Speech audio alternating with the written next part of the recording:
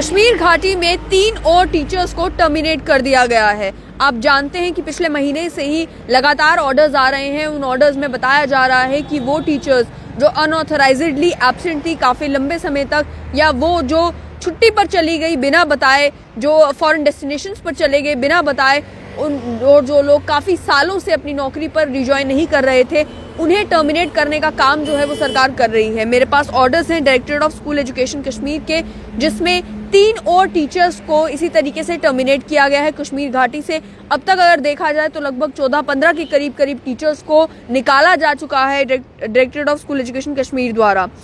इस मामले में जो 3 टीचर्स हैं उनकी डिटेल्स आप तक पहुंचाएं। पहला मामला है अरुमिला कोल का, जो कि पोस्टेड थी as teacher boys high secondary school Diver Baramulla में। उनको लेकर ये कहा गया कि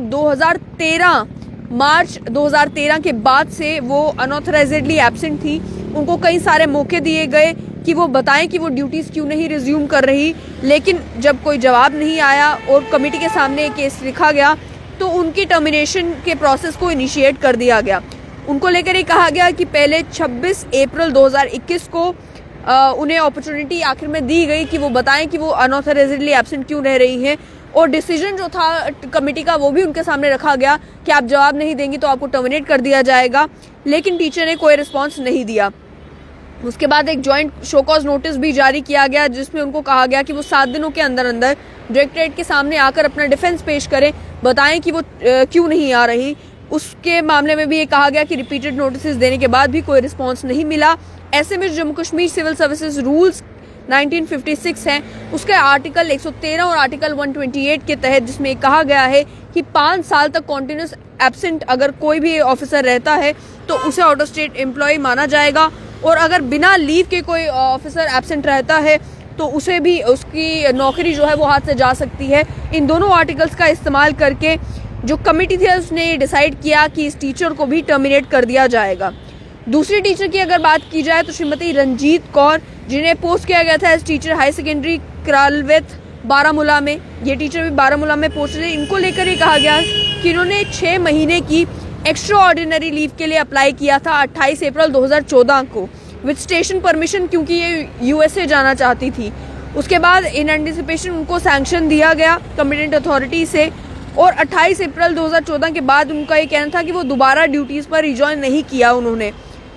जो इशू है उसे डायरेक्टरेट ऑफ सीईओ बारामूला के नोटिस में लाया गया अक्टूबर 2020 में, और टीचर को नोटिस भी सर्व किया गया 2021 में। जॉइंट शो कॉज नोटिस भी जारी किया गया, लेकिन उसके बाद अपॉर्चुनिटीज देने के बाद भी टीचर ने ना ही नोटिस का जवाब दिया, ना ही डायरेक्टरेट में वो पेश हुई ये बताने के लिए कि वो नौकरी पर रिजॉइन क्यों नहीं कर रही। इसके चलते जो डेजिग्नेटेड कमेटी थी उनके सामने ये मामला रखा गया, और मामला रखने के बाद यही कहा गया कि उन्हें भी टर्मिनेट कर दिया जाता है।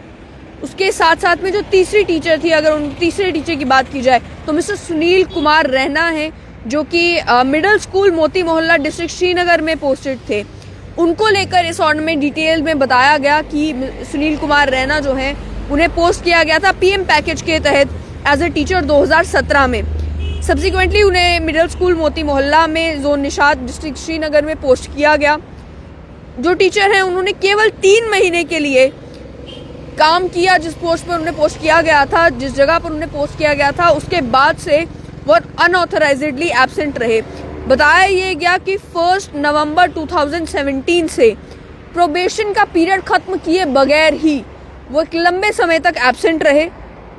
और टीचर को काफ़ी अपॉर्चुनिटीज़ दी गई कि वो नौकरी रिजॉइन करें। जो ड्राइंग एंड डिसबर्सिंग ऑफिसर हैं उन्होंने नोटिस जारी किए। जनवरी 2018 में नोटिस दिया गया, मार्च 2018 में नोटिस दिया गया, लेकिन क्योंकि वो उन्होंने दोबारा नौकरी ज्वाइन नहीं की, उसके बाद उन्हें एक और मौका दिया गया 9 अप्रैल 2021 को,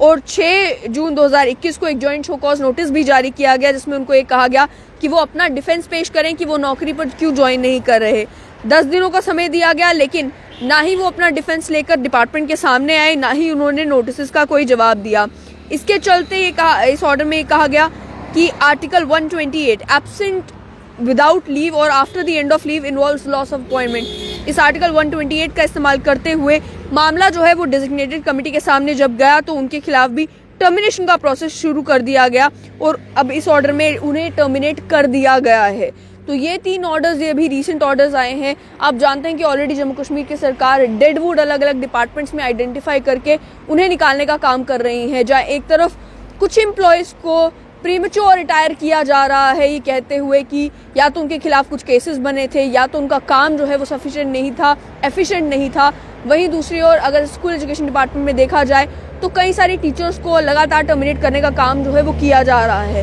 अभी तक जितने ऑर्डर्स देखने को मिल रहे हैं मेजॉरिटेरली वो सभी ऑर्डर्स जो हैं वो कश्मीर घाटी से आ रहे हैं, जहाँ पर इस तरीके से कुछ टीचर्स जिन्होंने ज्वाइनिंग दी, कुछ साल तक काम किया या कुछ महीने तक काम किया, उसके बाद वो दोबारा कभी ड्यूटी पर गए ही नहीं, उन टीचर्स को आइडेंटिफाई करके अब डेजिग्नेटेड कमेटी के सामने जब उनके केस पेश किए जाते हैं तो उन्हें निकालने का काम किया जा रहा है, उन्हें टर्मिनेट करने का काम किया जा रहा है। यहाँ पर जो 3 केसेस सामने आए, 2 केसेस बारामूला के थे और 1 केस श्रीनगर का था, जहाँ पर कुछ टीचर्स को पोस्ट किया गया था, लेकिन क्योंकि उन्होंने ड्यूटीज रिज्वाइन नहीं की और ना ही नोटिस के जवाब में बताया कि आखिर वो इतने लंबे समय तक एब्सेंट क्यों थे, इसको ऑब्जर्व करते हुए स्कूल एजुकेशन डिपार्टमेंट ने directorate of school education Kashmir है, उन्होंने इन तीनों टीचर्स को टर्मिनेट कर दिया गया है। लेकिन आगे वाले समय में देखने को मिलेगा कि क्या जम्मू डिवीजन में भी इसी तरीके से डेडवुड को आइडेंटिफाई किया जाएगा, इसी तरीके से उन टीचर्स को आइडेंटिफाई किया जाएगा जो लंबे समय तक या तो एब्सेंट है या जिन पोस्ट पर उन्हें लगाया गया है, जिन जगह पर उनकी पोस्टिंग की गई है वहां पर ज्वाइन ही नहीं कर रही हैं, क्या उन्हें भी आइडेंटिफाई करके इसी तरीके से टर्मिनेशन का प्रोसेस शुरू होगा या नहीं।